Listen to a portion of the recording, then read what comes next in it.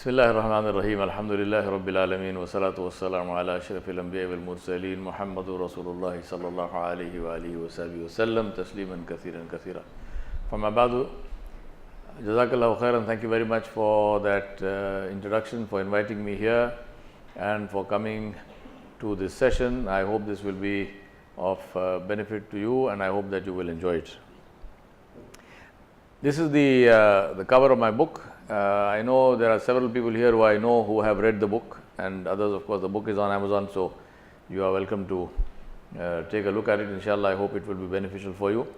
I wrote this book in 2011, and that was immediately after the subprime crisis in the US, which led to we know all whatever happened. I don't have to describe that. And one of the things that has been with me was the way businesses behave. So, in that sense, I thought let me do that. So, I researched this book from about roughly around 2007 to about 2010, and the book was first published in 2011. I myself have hands-on experience of working for one of the very big family business groups in India, the Murugappa Group. I worked for them for 10 years, and as part of that work and because of where I was working and so on, I was and continue to be on very good personal terms, friends with the promoter family, with the Murugappas themselves. Mr. M. Arunachalam was in a way my mentor, and he was the one who was the inspiration for even thinking about family businesses as a whole group and so on. M. Venkatachalam, who was my boss, is the one who wrote the foreword for this book. So, I have a very hands-on and inside experience of business families, of how they function, how they work. From that time onwards, from say roughly 2010 onwards till the current time for 8-9 years, I have been working with business families in South Africa, in Malaysia, here in Sri Lanka, and of course in India. And most of them are South Asian families. Some of them are Muslim. A number of them, actually probably more, are non-Muslim. But all South Asian families. And one of my learnings is that a lot of the culture is very similar. Even though the others are Hindus and two of them are Christian and the rest of them are Muslim, but the South Asian culture itself, the values and so on, so very, very similar. I was invited also to speak at the National University of Singapore to present a paper on family businesses in South Asia. So, that's something I was invited to do, and I went and did that. This is a list of what? Yeah, there it is. Okay. That's a list of my clients in the family business clients. This doesn't include the large corporates which I work with, but this is the family business list, and it's by the grace of Allah subhanahu wa ta'ala, it's there. Now, I want to begin with a quote from one of my favorite people whose quotes I like very much, which is Vince Lombardi, Chicago Bay Packers baseball coach, very famous coach, and some of his quotes are phenomenal. I mean, just go and look up on Google Vince Lombardi and you will find wonderful things. And one of his quotes is this, which is the dictionary is the only place where success comes before work. And in my experience of family business consulting, I think this is a very good quote for the second generation and third generation, because since they are born in a Mercedes-Benz, most of them, they think that it happens automatically, that it's something which is default. Which it isn't. The first generation will always agree with me. The second and third generation, sometimes they will agree, sometimes they don't. But the reality is that is a fact. That work has to come before success. Success doesn't come before work. Even if you are born, with the entire silver cutlery in your mouth, not just the spoon. Now, therefore, what's the challenge? And that challenge is the title of my presentation today, which is to make this critical change, and this is a term that I coined, from being person-led to being process-driven. Now you might say, well, why is this important at all? Why must you be moved from person-led to profit to process-driven? The answer is very simple. The answer is that every single business, I can probably say this without any exaggeration, every single business starts as a, within quotes, family business. The people who start the business may not necessarily be one family as in being biologically related, but it's either a family which is biologically related, or it is maybe two friends or something like this who are very close.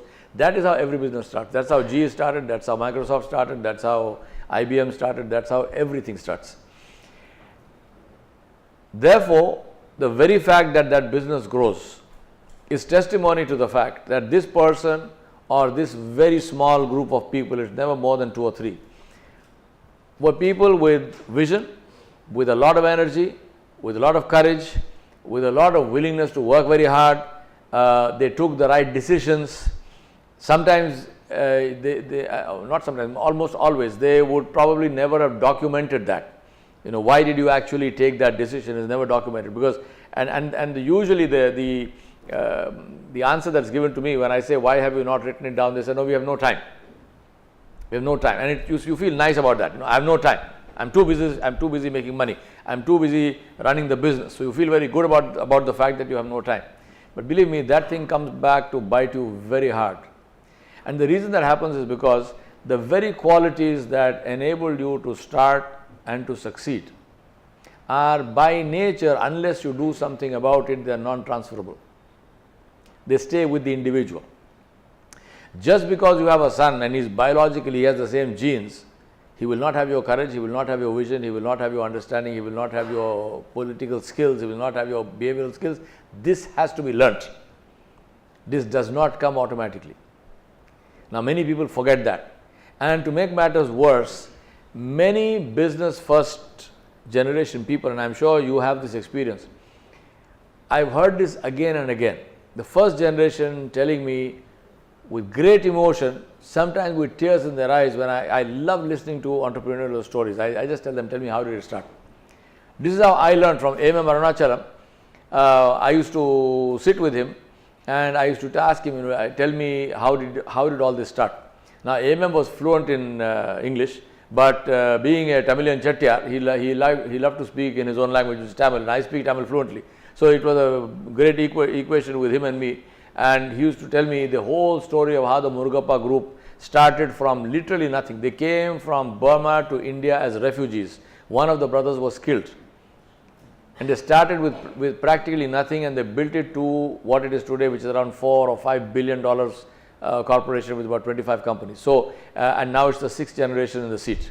So I asked him, I said, this is obviously a great success story. How did you do that? And he would tell me. Now, when I listen to these stories, and the Murugappa group is not one of them, and that's the reason why they have succeeded. Most entrepreneurs, when you ask them this question, they say to me, I started this very hard, I did this, I used to walk, I was on a bicycle and so on and so on. But he said, I want to make sure that my children never have to face that hardship. Have you heard this? Have you heard this statement? I want to make sure that my children never face this hardship. You know what I say to them? I say to them, please change the words. Repeat after me, change the words. I want my children never to have initiative. I want my children never to have courage. I want my children never to become tough. I want my children to be soft soaps which anyone can hijack. He said, no, what are you saying? I'm not saying that. I say, you are saying that. That is exactly what you are saying. Because the very things which made you what you are, you want to deprive your children of that, because today you have the money as a cushion around you. So my children will never sit in a bus, in a public transport. My children will drive, and they will be driven to the school, and they will not be driven in even a Toyota. They will not be driven in an Indica. They will be driven in a Mercedes. By all means do that, no problem. That Mercedes belongs to you. The children are also yours. But you make a choice. And the choice they make is, again, most of the time it's obviously unconscious, or rather all the time. The choice they make is that they spend their entire life, and they put their entire life and energy and dreams into building something, And at the tail end of their life, when they should really see that thing growing and prospering, they see that thing being destroyed before their eyes at the tail end of their lives. And that is very, very sad. And that is even more sad because it is entirely avoidable. Totally. It's not inevitable, it's completely avoidable. And the only reason it happens is because up to that time, no effort is made to say, how will this business go forward to the next generation? Believe me, succession planning is not something that you do after your Salatul Janazah. You have to do it a little bit before that. Otherwise, it won't happen. As I told you, it's not automatic. It can be done perfectly well, but it's not automatic. So that's why I wrote the book. Now, why is this change difficult? The book cover, if you noticed, has a caterpillar on the bottom and it has a butterfly on top. I put that there because that is what the change is. From a family-owned, family-run, meaning person-led business to becoming a process-driven business is a transformation which is as intrinsic, as fundamental, as painful as the transition from a caterpillar to the butterfly. The entire nature of the thing has to change. And what's the benefit? The benefit is that you move from crawling around eating leaves to flying at will, eating nectar. That's the plus point. The bottom line, why does it not happen? Because you know and I know that the vast majority of family businesses don't last over 3 generations. Why? Because the caterpillar does not see a butterfly when it looks in the mirror. That is the leap of faith, where you should be able to see what is the benefit of what I am doing. Why must I change? Because that is the potential. In that change, which you cannot see, but which you need to be able to visualize, are the seeds for greatness. Now, as part of the research of my book, I said, okay, let me see, since I have this theory to say that all of this is transferable, all of this is doable and so on, I need to be able to prove this theory, because the first thing that somebody is going to ask me is, tell me where it happens. Natural question, right? You say, if I am telling you that transitions can be done successfully, first question you will ask me is, okay, show me where it happens. You know what I found? I found a business called Congo Gumi Construction. Congo Gumi Construction in Japan, which is alive and well today, 1400 years old. Which means, for the Muslims in this lecture who know something about the history of Rasulullah Sallallahu Alaihi Wasallam, Congo Gumi was a running business when Rasulullah Sallallahu Alaihi Wasallam was in Mecca. 1400 years going strong, same family. So it can be done. I said, okay, maybe one exception. It's not an exception. Other businesses are not 1400 years old, but I found businesses which are 1000 years old, which are 700 years old, 800 years old, 300-400 years old, many businesses. A lot of them, interestingly and funnily, are winemaking businesses in Europe. I don't think there is a connection that you need to be growing wine to maybe they get nice and drunk so they don't fight. I don't know what the issue is. And the other side of the story is first generation, second generation collapses, otherwise first generation starts the business, second generation maintains it, third generation destroys it, fourth generation goes to the drawing board all over again. Including, and I want to emphasize this point, usually when the business breaks up, the family also breaks up. Brothers don't talk to brothers, there is enmity in the family. But even let's take the best case scenario, which one or couple of them are there. And the best case scenario is that the business, there are three brothers, the business is divided up among the three.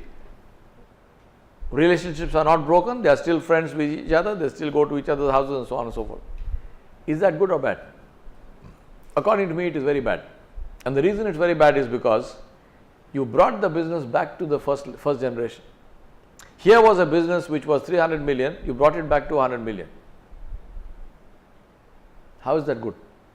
What was the alternative? The alternative was to keep it 300 million and to grow it from there. Each generation builds on the gains of the next generation. Instead of that, even if you divide up and even if you do that very amicably, still it is a loss because you are bringing it back to the first generation. That does not make any sense whatsoever. And as I told you, all of this is avoidable. It is not inevitable at all. But if you want to avoid it, we have to work. We have to take some painful decisions. And if you do that, the other side is equally inevitable, which is that you will succeed. There is no doubt in my mind about that. I have enough case studies of that among my clients as well as others. Now let's look at why all of this is important, because if you look at, do a quick environmental scan of the world, see what the effects of globalization are. I have been involved with GE's globalization program from 1995 onwards. Incidentally, I am going to give you all of these slides. You will get a link with the entire lot of slides. So, for those of you who are taking photographs, you don't need to bother. We will get all the slides. Now, thanks to globalization, this is what we have. I was invited to do the keynote address for a venture capital fund which was being launched in Bangalore, and so I said to them, I said in 2017, looking at various reports, Fortune 500, Fortune magazine, World Bank and so on, one of the things that was reported was that in 2017, this was a report from The Guardian, and you will get the link with that. In 2016 and 2017, 62 people, 62 individuals owned more resources, more wealth than 50% of the rest of the world. Take the world population at roughly 7 billion. We are saying here that 62 people, and just to give you a mental picture of that, a full bus is 65 people. So 62 people means there are three seats vacant, right? So 62 people in 2016, 2017, 62 people owned more wealth, not equal, more wealth than 50% of the rest of the world. They own more wealth than 3.5 billion people put together. In 2017-18, that number dropped from 62 to 8. 8 people. 8 people you can put them into a traveler, into a van, right? 8 people own more wealth than 50% of the world. Now let me ask you a very simple question. If you are one of those 8, do you think that's good news or bad news? Seriously, ask yourself this. I'm not talking about going to heaven, I'm not talking about good deeds, I'm not talking about charity. I'm asking you a business question. Is disparity of income a good thing or a bad thing? Again, leave the morals out of it. I'm asking you a straightforward, hardcore business question because I'm a businessman in disguise. So, I've been an entrepreneur from 1985 onwards. Is it a good thing or a bad thing? Bad? Yeah, that's the expected answer. Why? That's because you are smart. You're saying bad because you know I will challenge that. Yeah? Of course you know how much you have. If you don't know how much you have, how do you know how much you have? Of course you know how much you have. You know why it's bad? Think about this. If I am in the business of manufacturing these phones, right? And I am one of those 8. What do I need if I want to become more wealthy? Consumers. I need people to buy these phones, yes or no? Yes. Now when I have disparity of income, When I have the vast majority of the country too poor because they don't have food to eat, who will buy these phones? How do I get wealthy? Disparity of income is the worst bad news in the world for business people. If you have disparity of income in society, you will only get poorer, you can't get wealthier.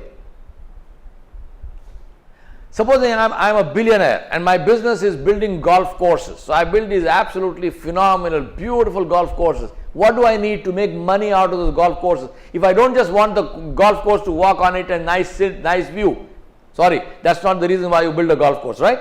So if I want those golf courses to earn me good money, what do I need? Golfers. Who is a golfer? Somebody who is scrounging around for his bread? Disparity of income is the worst bad news in the world.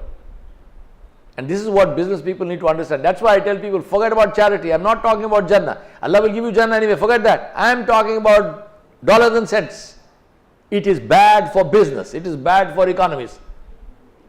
Also, when you have disparity of income, you've got a lot of poor people. There are security problems. There are law and order problems. There is terrorism. There is all kinds of things because people have nothing to lose. You know the best cure for terrorism? Give them something to lose.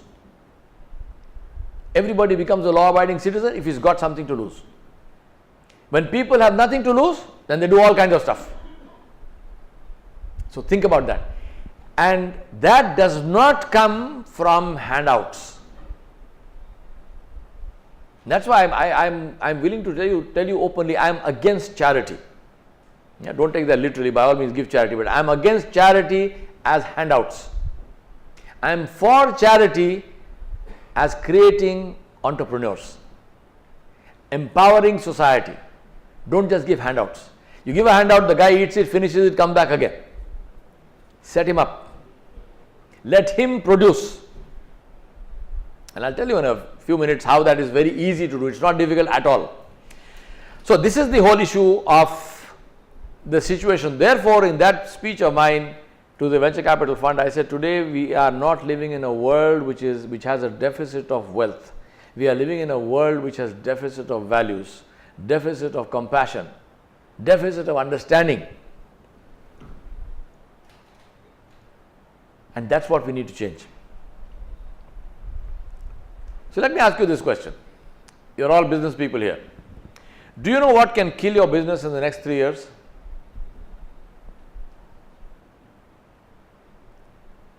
Do you know what can kill your business in the next 3 years? And if you don't know, then I think you should start thinking. I don't think you should sleep tonight. Seriously. 3 years it will go like that. And if you do know, then the question is, therefore, do you have a strategy to deal with that? And if you are among those who thinks that nothing will kill your business, go talk to Kodak. Wildlife photography is a hobby of mine, and I remember very clearly the days when you had to buy the Kodak film, 24 exposures or 36 exposures, and the whole rigmarole of, today I have a digital camera. On an average trip, I'm going to Yala at the end of this whole week, on an average trip, in a day, I will take maybe 2,000 photographs. Cost me nothing, zero. You know who invented digital photography?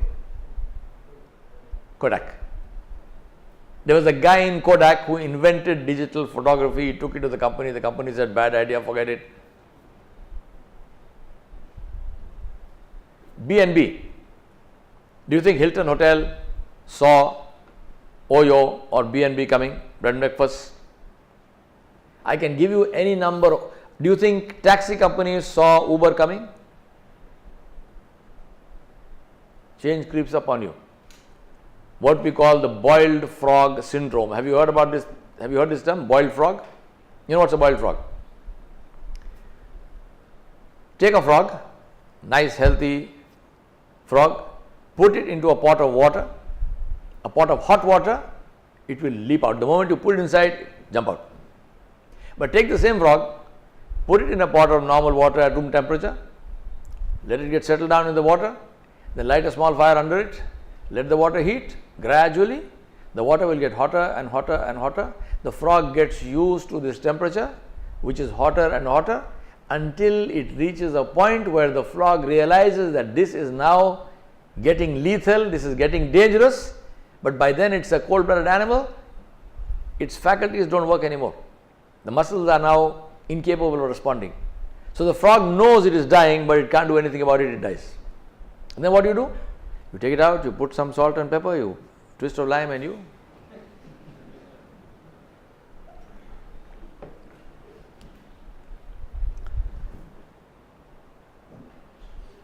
And that's why I say this. If you don't know what will kill your business in the next 3 years, I'm asking a direct, straight question. Do you know or you do not know? If you don't know that, if you know and you do not have a strategy for that, what does that say about your culture as an organization? How many people in this room in the last 3 months bought and read a book that relates to your business going forward? 1, 2, 3 people.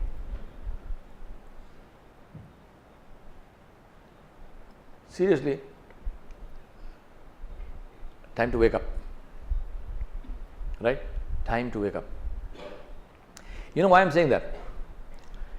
I'm saying that because if you look at the world, this world is run by businessmen. It's not run by politicians. Politicians only think they run the world. They don't run the world.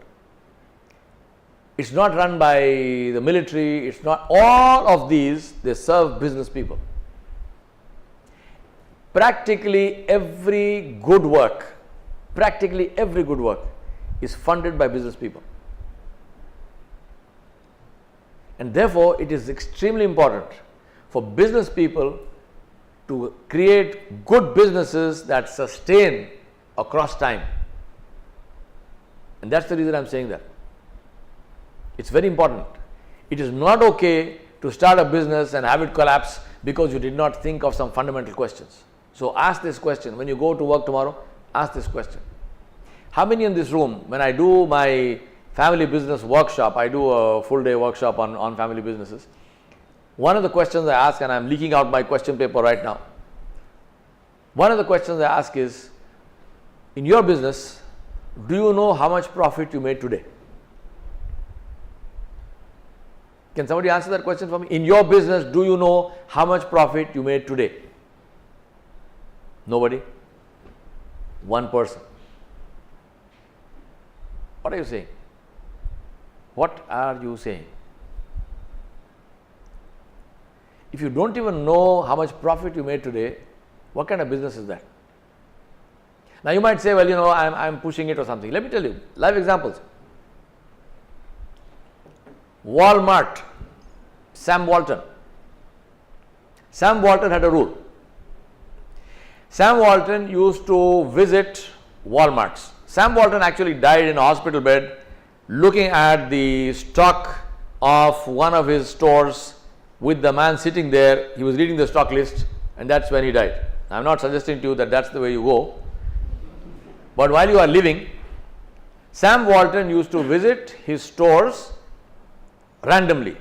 He used to fly his own plane, so he would go and land somewhere and he would go to the nearest Walmart.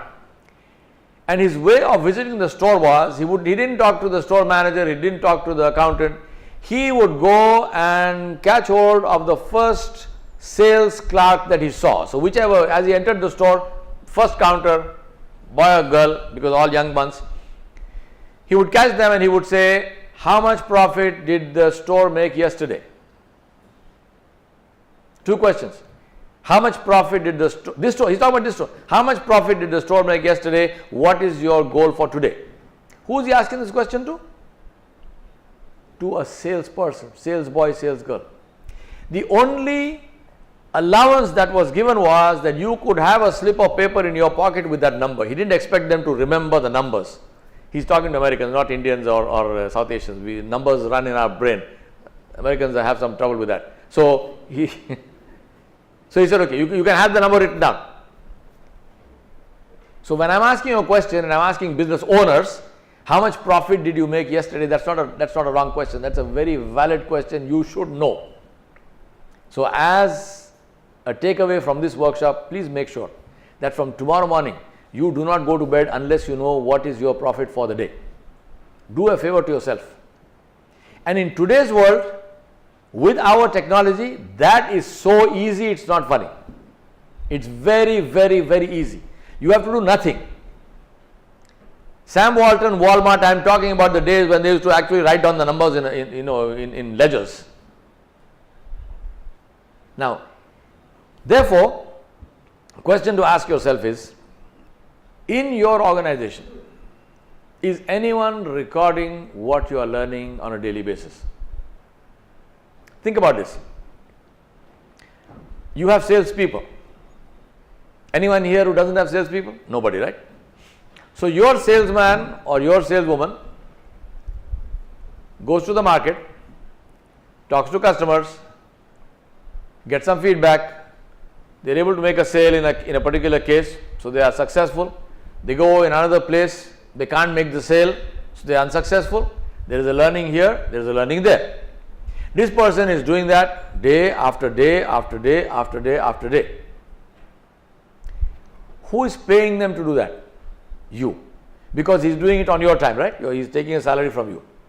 Then he works for you for 1 year, for 5 years, for 10 years, for 40 years, and then he retires or he dies or he resigns and he goes away. He is going away with 40 years of learning of what makes your business successful, and he takes it with him. You have no clue what he learnt.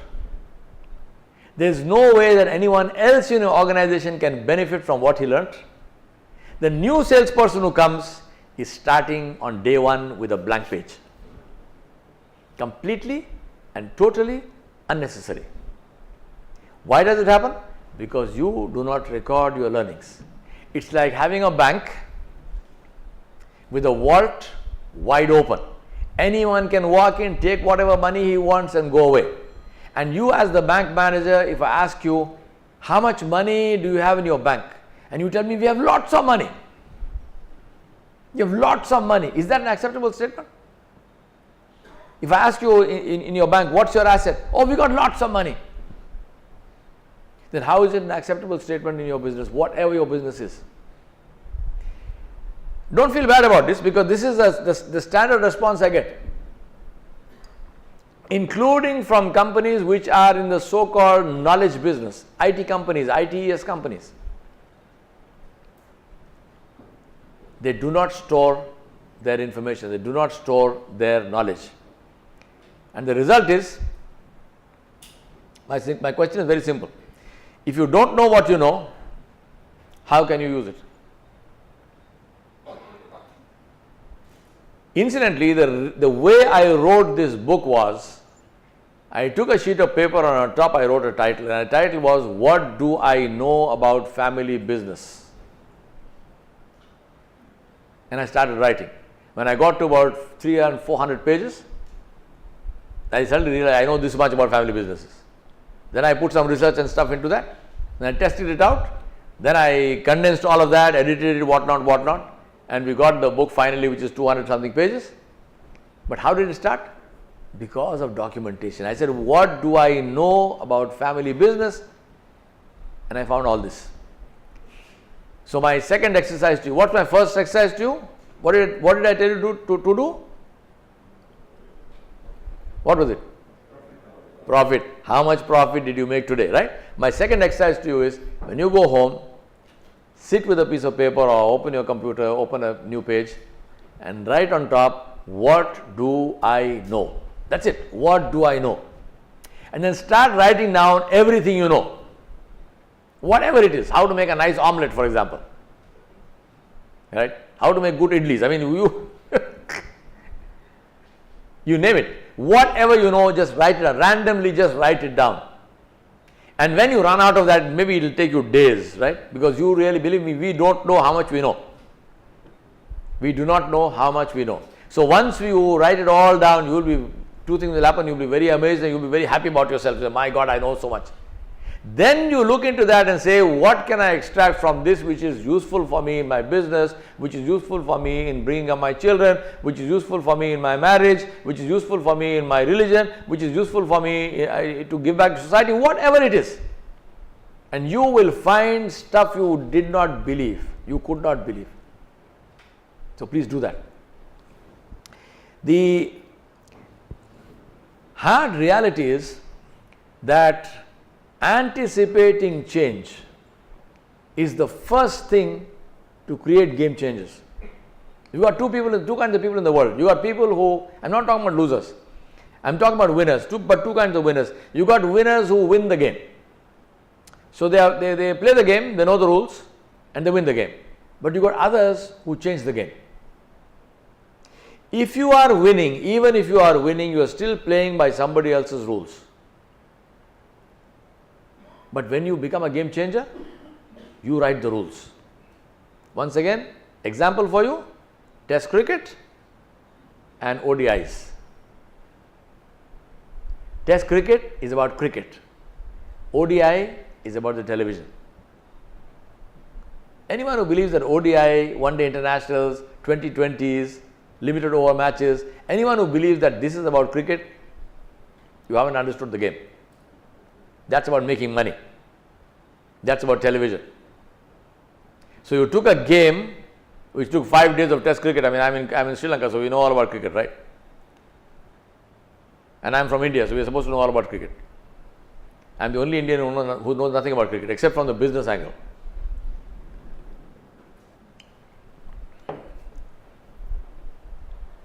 You took a game which was about playing and you converted it into a spectator sport, global spectator sport, which made you money like you didn't believe existed. That's the meaning of game changing. So also football, now everybody fell in line.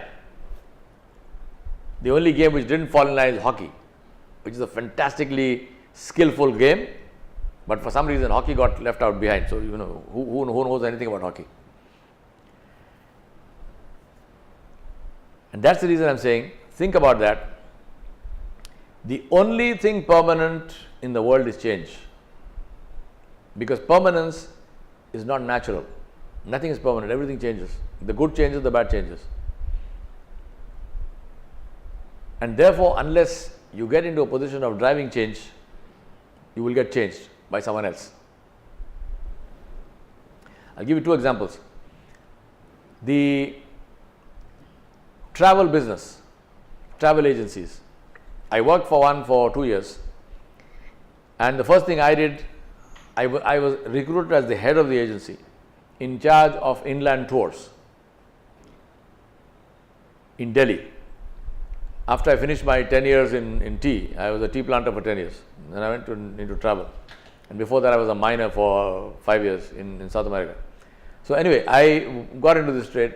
The first thing I did was I went to learn how to write a ticket, and they used to have these books called ABC books.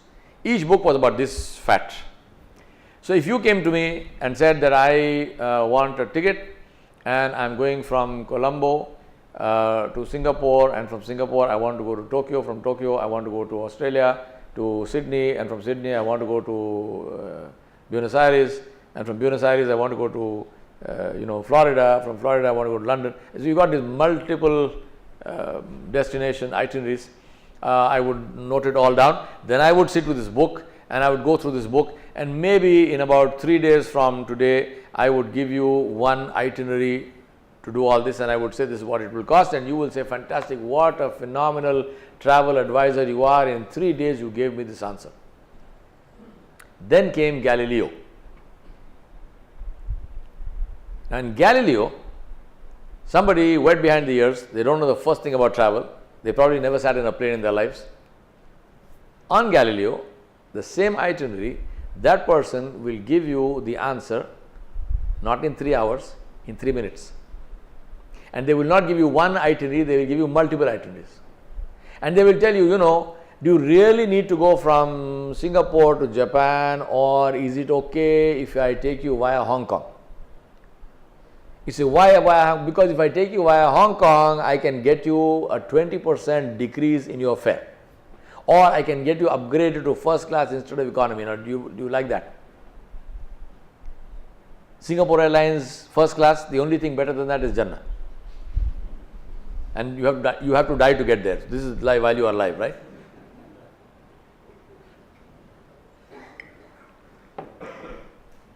So what happened to the travel consultants? I ran a travel agency. A travel consultant was somebody who handled like this, because that one was the person which was getting you your revenue. Many of them were prima donnas, many of them had demands like you won't believe, but you said, whatever they said, you said yes.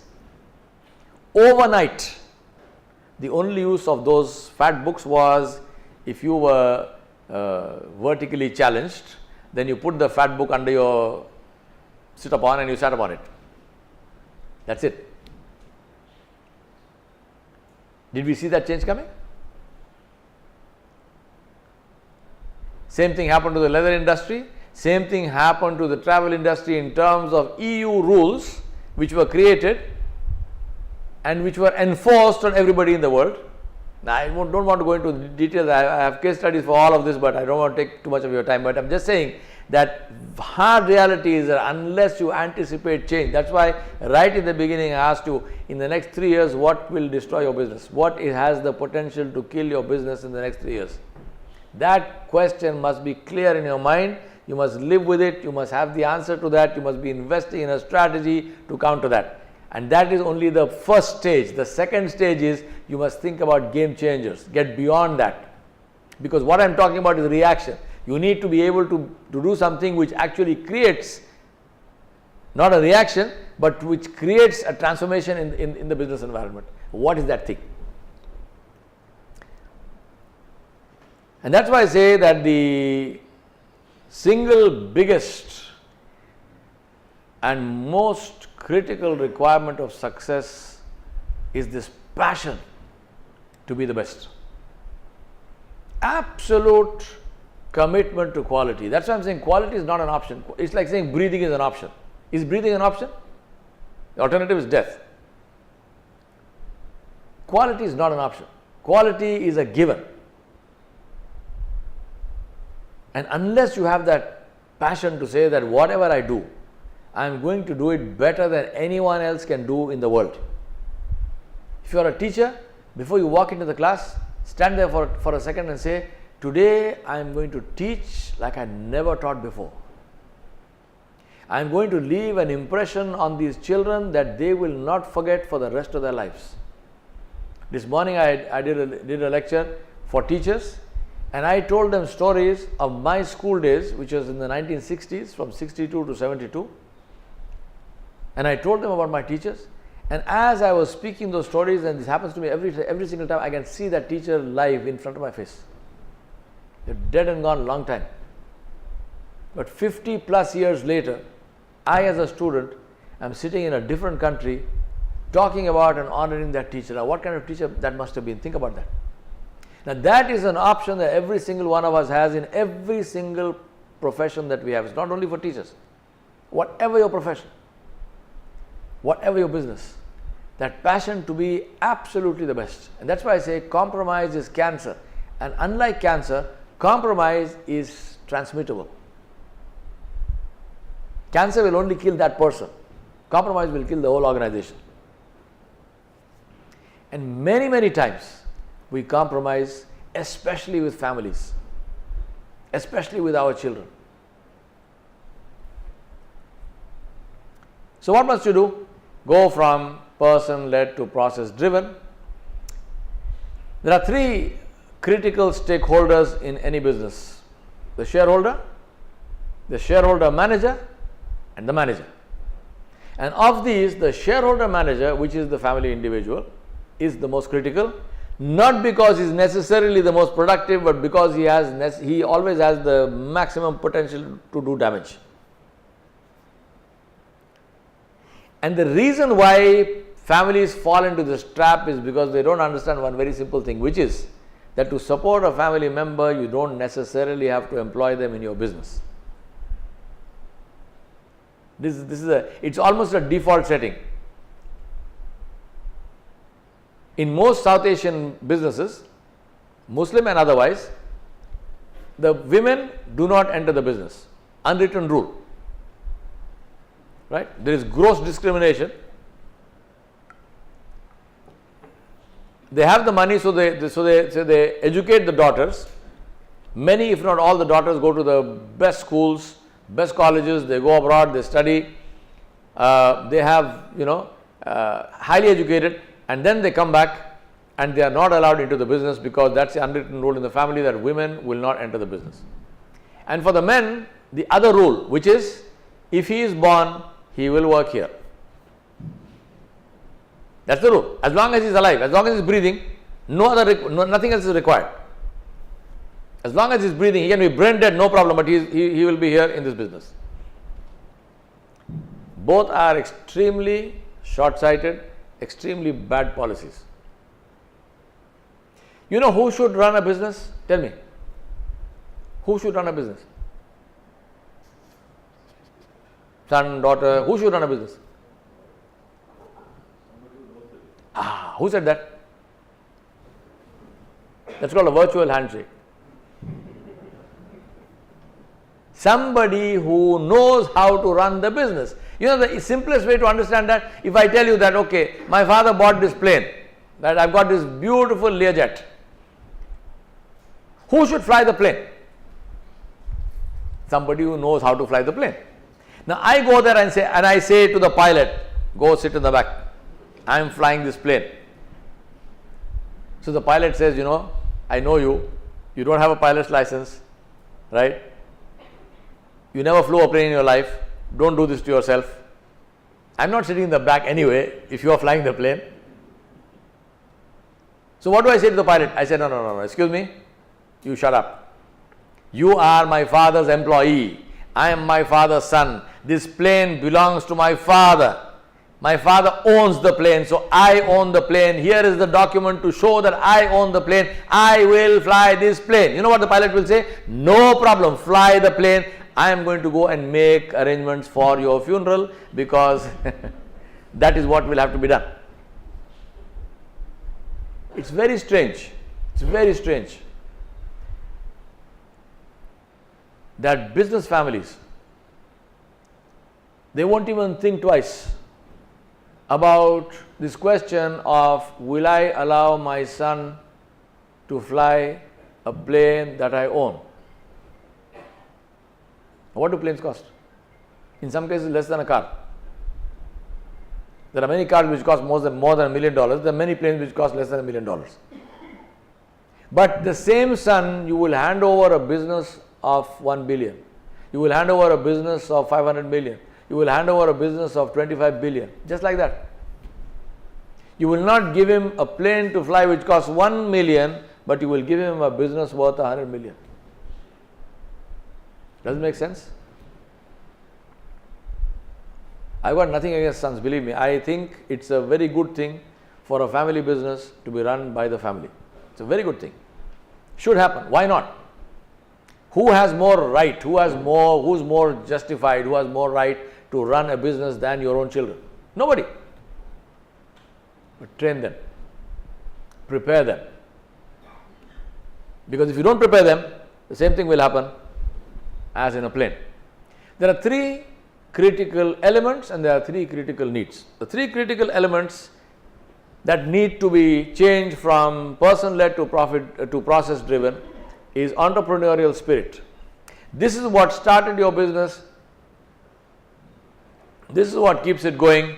That is the spirit, that is the life in the business. The entrepreneurial spirit, which is inspiration, which is risk-taking and so on. The second one is succession. Where are the power centers? You know why it's a very bad idea to put incompetent family people in the business? Is because of their potential to do damage. Now you might say, why is an incompetent employee, who is more harmful, an incompetent employee or an incompetent family member? Why? Because of the association with the family. He becomes the power center. The incompetent employee never becomes the power center. He is incompetent by himself. You can kick him out any minute, no problem. But with the family member, People think they are stuck. You are not stuck. You just choose to be stuck. And in our families, meaning South Asian families, the definition of family itself is different. Because in a Western family, and this is one of the reasons why the Western model of family business has not taken off in South Asia, and my contention is it will never take off in South Asia because it is culturally doesn't suit.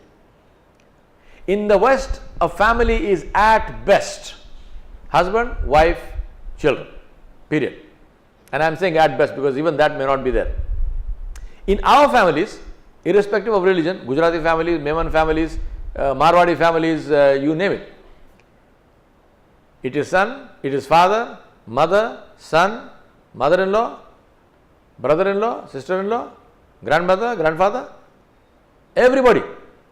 Everyone has something to say, whether they are formal shareholders or not, they are influencers. Some influence in the boardroom, some influence in the bedroom, but the influence comes. And that's what I tell these people, the family business men who say, I will not allow women to come into the business. I said to them, you have only two choices, right? Not allowing women is not a choice. You've got two choices. You can have informed women who understand business, or you can have uninformed women who do not understand business. That's it, period. They are both involved. They are both involved, they will both influence. Your choices. Do you want influence from a woman who does not understand the business, or do you want influence from a woman who understands the business? That is your choice. Your choice is not saying, I will not allow women into the business, because if that woman is alive and she's in your house, she's in the business. As simple as that. Right? Third one, conflict resolution. I have done arbitration for a couple of people, couple of companies, couple of clients of mine. One was successful, another one was not successful. And it is, the successful ones of course are nice, but the ones which are not successful is tragic. It's tragic. It is very, very sad to see blood relatives, and we are talking about brothers and sisters, blood relatives, fighting each other like enemies. Children of one brother disrespecting the other brother. He will not say salam to his uncle. Can you believe that? I mean, the poison goes down into the family generation after generation. Very sad. You know why it happens? Because there is no process for conflict resolution. That's why I say the time to create processes for conflict resolution is when there is no conflict, not when the conflict happens. It's like saying you should go to the gym for your heart health, right? And the day you think of going to the gym is when you are having a heart attack. What will happen if you go to the gym when you are having a heart attack? You will die faster. The time to go to the gym is when you are not having a heart attack. Then you will probably not have a heart attack because you are going to the gym.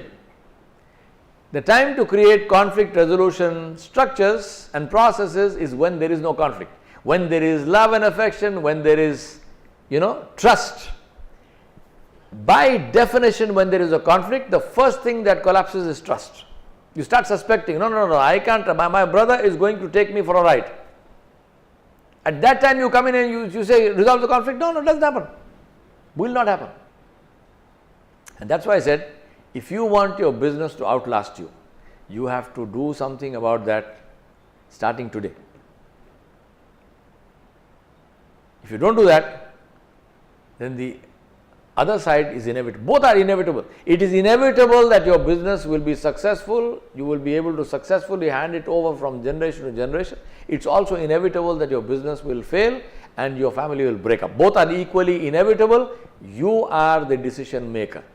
You can make it happen or you can make it go fat. Entirely up to you. And for that you need three critical needs. One is the speed of reaction. Let me ask you something, and I am asking now the business owners. When was the last time you went in the market and sat with a customer in his shop or in his house and talked about your product? How many of you did that in the last 1 year? One person.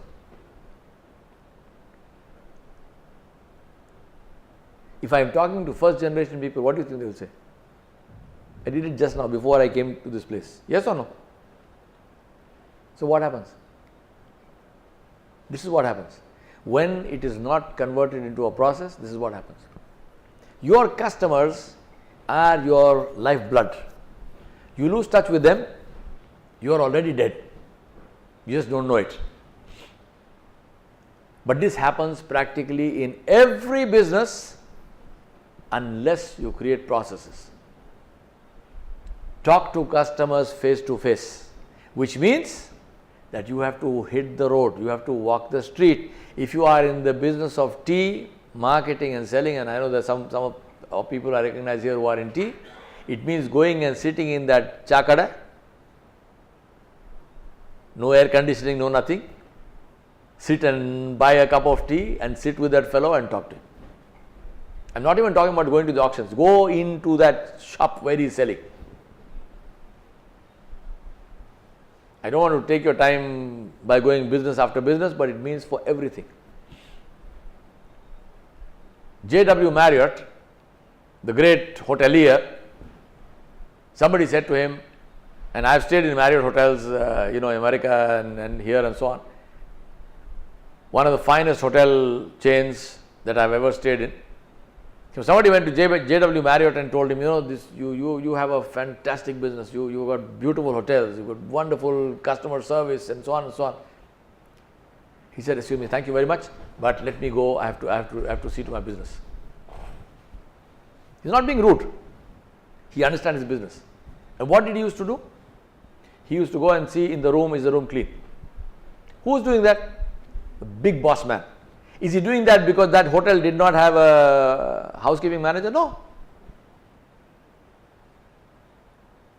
He is doing it because that is how the hotel business succeeds. That is how every single business succeeds. Because you take a personal interest in the front line. You talk to the customer, you talk to your first line person. And that will happen only if you make the business process driven. Now, 6 process structures, and if you read my book, I have explained some of these, not some of them, I have explained all of these, but obviously it's in the book, so you have to read it. And for our clients, we help them actually create that. Number 1 is what we call the Entrepreneur's Lab. Now, why is the Entrepreneur's Lab important? Because when new blood comes into the business, usually they want a piece of the business. I remember talking to third generation guy who was having a fight with his father. So he said, please, I just want to get out from the business. I said, go.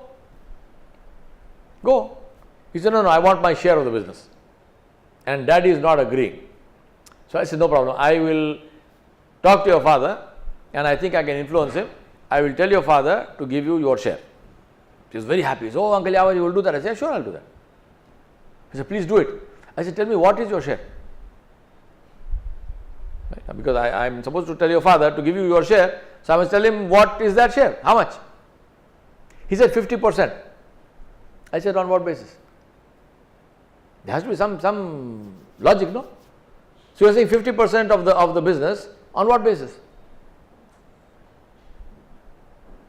So he got the message, he kept quiet. Why does that happen? Because he has no other way.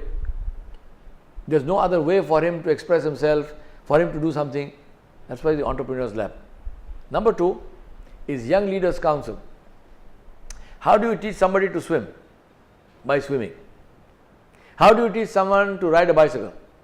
By riding a bicycle. Do you know anyone who learns to ride a bicycle by going to a 3-hour lecture on riding bicycles? Or who watches a YouTube video on riding bicycles? No. You have to get onto the bike, you have to fall down, whatever, and you learn to ride a bicycle. Business is exactly that way. How do you learn to run a business? By running a business. There is no other way.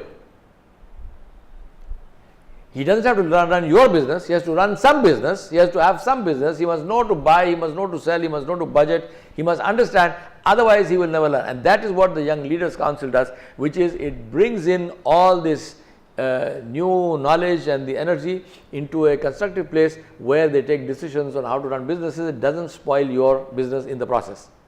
Number 3, new venture incubator. Why do you need that? Because many times the younger generation, and I am not only talking about your children, I am talking about the second generation, meaning even your employees and so on and so forth. They have very good sound business ideas for new businesses, but they don't have capital. So what happens now? He doesn't have capital, he is working for you, he will go to somebody who will lend him the money and he will start a business and he is gone from you. Makes far more sense, because you are sitting on money, makes far more sense for you to fund that and to keep that in your family, let your business grow. Now for that, it's very important, new venture incubator, it is very important to treat that like the way a banker will treat somebody who comes for a loan. Very hard-nosed, ask for a business plan, shoot it full of holes, make it a holy business plan, let him go, let him go and plug up all the holes, come back again. Don't just make it easy money. Don't just say, no, because you are my son, I am giving. No son in business. I mean, you are coming here as a potential investor. I am a venture capitalist. I am going to treat this as a venture capital proposal. And if it flies, then no problem. I want 40%, I want 30% of the equity in this business.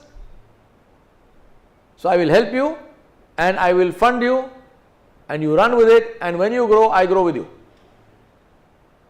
Again, this will happen if you create that process in the business. Otherwise,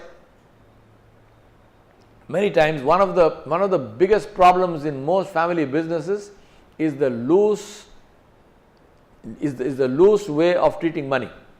How many of you have family businesses where if you want some money, you just go and take it? I won't ask you to raise your hands, because I know there are lots of them like this, right? You have your family business, if you need money, you just take it. Maybe you write a voucher, sometimes they don't even write a voucher, they just take the money. And the justification is, oh, it's my business. You know, if it is your business, that is even more reason not to do that. There must be a proper system of approval before you take out $5 from that business. Nobody says don't take it, it's your money. But there has to be a system, there must be a system. Otherwise, you will go down many times. At the end of the day, it is your capital, it is your cash flow, and suddenly you decide, I'm going to build a house. So I want 5 million, you take out 5 million. What happens to your cash flow?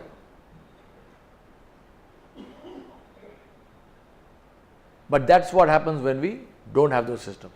Then the arbitration council, which is a conflict resolution process. You create an arbitration council for the time when you will need somebody to resolve conflicts. Mentoring network. I am talking about succession planning, right? How do you create successes? They don't happen overnight.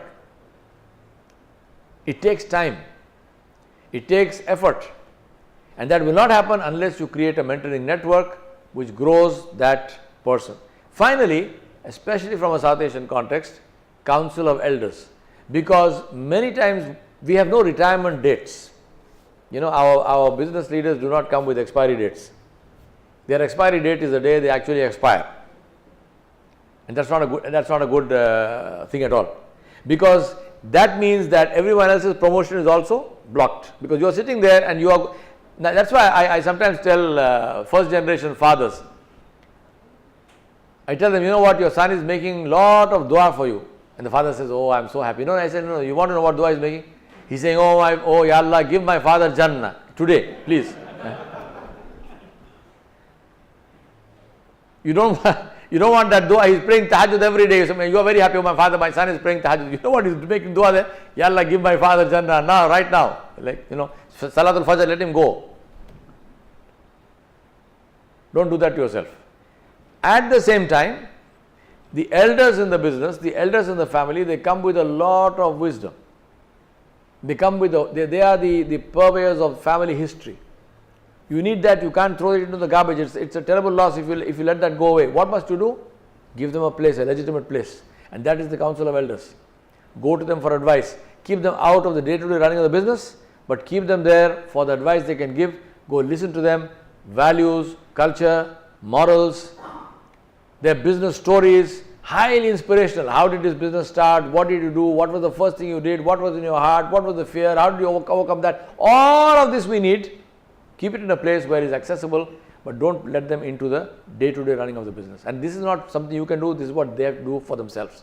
And that's what I mean by all these structures of moving from being person-led to being process-driven. And for that we do what is called a family constitution. So we write this constitution document, which is a collaborative work by the family themselves, where they set rules for themselves which they will follow throughout their life. Now, what are the process challenges? One is to create a passionate team which feels that the business is their own. And my judgment or my assessment of a good team is, what does it do in failures? Success, everyone is happy, but in hard times, how does the team function through difficulties? Second one is, this will happen with robust recruitment techniques, merit-based progress, and rewarding of results, which means that you do not punish a genuine risk which goes bad. You do not treat a mistake and a crime equally. Right? I've written a book on recruitment as well, on how to recruit. I've written a book on entrepreneurship, of starting a business, going forward, and so on. So all of those are there on Amazon. And that's why I use this term supportive competition. That sounds like an oxymoron. You know, how will you support and compete at the same time? But that's what good family business is about. It's competition, but it's not destructive competition. It's supportive competition. So you are competing, but you are helping each other to succeed, whereby everybody succeeds. And why is all this important? As I said, as a social scientist, I say this, that the success of the world is in creating entrepreneurs. Not humongous companies which are only focused on shareholder value, but actual businesses which live in the land, which live in communities, which grow communities with them, which take communities with them. This is what we need. Stakeholders who do everything. Now, succession planning therefore is the most critical requirement for a business to succeed. And as I said, everyone pays lip service to this idea. I have not yet met any person who said that succession planning is not important. But you know, and I know, that the vast majority of family businesses have zero succession planning. It happens by default. So let me ask you this question. I want you to name one person, and there are several or many CEOs who are sitting here. There are several first generation, second generation business owners who are sitting here. May Allah give you a long and healthy life, but supposing you drop dead tomorrow morning, who will take over? Do you have a name? And if you have a name, how valid is that name? I've been working with GE from 1994 onwards as a consultant. And one of the great GE processes is called the GE airplane interview. Now what they do is, for the successor of the CEO of General Electric, there is a global talent search which sometimes takes something like maybe 10 years or 12 years. And they narrow it down. They would start off maybe by having about 300,000 people, 3 lakh people globally, and they narrow it down to 3 people, 3 individuals. So who are these 3 people? These 3 people are the 3 top, absolute number 1 best people in GE, right? Then what happens is, the incumbent CEO, the chairman of General Electric, takes each one of them individually up in the corporate plane. They go through this whole process. I mean, you might say, well, you know, why must you go up in the plane? Why can't you have the same interview sitting down? But they do that. They get very passionate about this. So they take this person up in the plane, and when they are at cruising altitude, there is only one question which is asked, and that question is, if this plane crashes and both of us die, who in your opinion is ready to take over as chairman of General Electric? Right? So now the person names somebody. So say supposing I am going up, the current chairman is there, I am one of the 3 people selected to take over from this chairman, and I am asked this question, if this plane crashes and both of us die, who is ready to take over General Electric? And I say Riyaz Sanghani. It's very good. Now what happens? Plane lands. GE Corporate Audit does a complete detailed study of Riyaz Sanghani. And what is the study? Is Riyaz, as on this date, ready to take over GE as the chairman? And say at the end of that, the result is that Riyaz is a brilliant guy, he is a fantastic manager, he's got great potential, but he's not yet ready to take over as chairman as on today. He needs maybe another couple of years of exposure here and there. Right? So, we are not saying Riyaz is a bad guy, no, he is a good guy, he is capable, yes, he can be chairman, but not right today. You know what happens? Guess what happens? Who gets fired? Riyaz or me? Me. I get fired. I don't get bypassed for succession. I get dismissed. Who are you dismissing? You are dismissing one of 3 top people in your organization. You spend God knows how much money selecting me, training me, whatnot, and you are firing me like a shot because I named a person who is still a great and good person, but is not yet ready just now. Now you might argue and say, what is this, mad nonsense? I mean, why must Riyaz be ready right now? So what if Riyaz is ready 2 years later? I am not dying, he is not dying. This is all a make-believe drama in any case. No. You know why they do that? Because you, me in this case, were not focused on succession planning. You did not develop your subordinates. This, believe me, is such a culture in GE, it's unbelievable. Everyone, half his brain is thinking, who is my successor, who is my successor. People go out of their way to mentor people, to train people, because they know their life depends on it. So if I ask you this question now and say, all of you CEOs who are sitting here, if I tell you this, that if you do not have a name to take over from you as chairman of your company tomorrow morning, verified and audited by an independent external auditor. It's not a question of saying, so and so because I love him. No, your love and so on doesn't count. Is he capable? If you don't have a name, are you ready to write your resignation letter now? Sorry to be rude, but that is the reality. It just means you are a lousy head of your organization. You are a lousy chairman. So change. Change. As I told you, don't go to sleep tonight until you identify a person, and that person you then have to spend time and energy and money behind that person to make sure that that person is capable of taking over from you. And that's not one person. If that person is taking over from you, then you need someone to take over from them, and so down the line. You are talking about a systematic process of succession planning and people development.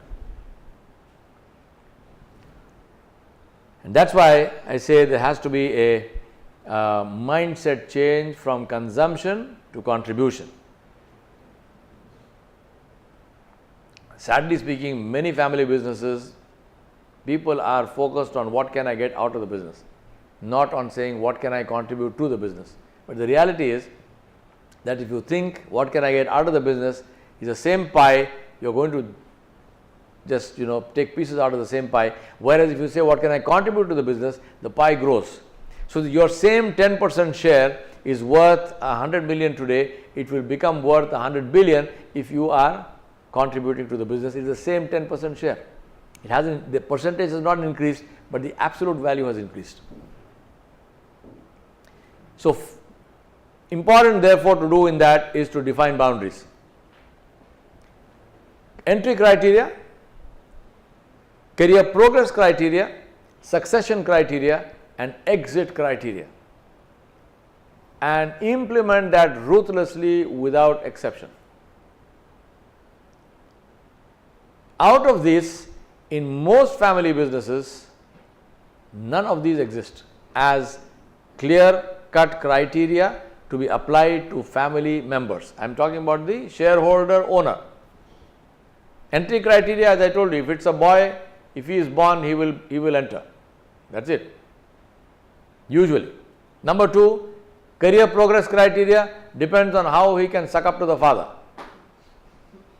I'm sorry to be rude, but I think I know I'm being extremist in this, but I've seen this so many times. It's not funny. If it's not happening in your business, then believe me, all power to you. Fantastic.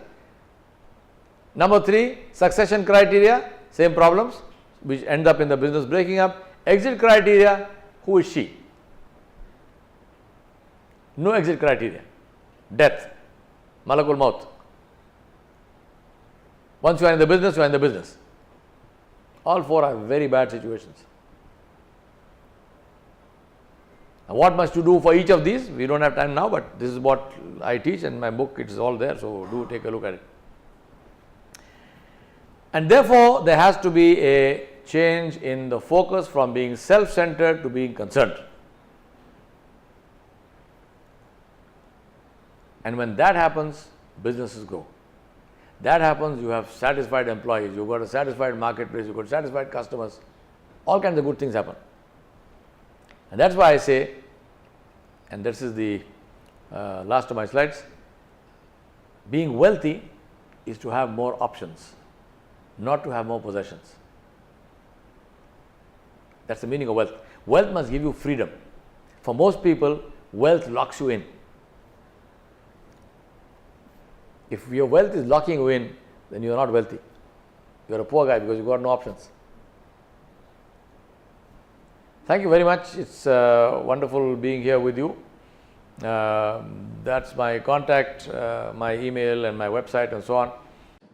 وصلى الله على نبي الكريم وعلى آله وصحبه أجمعين برحمتك يا أرحم الراحمين والحمد لله رب العالمين.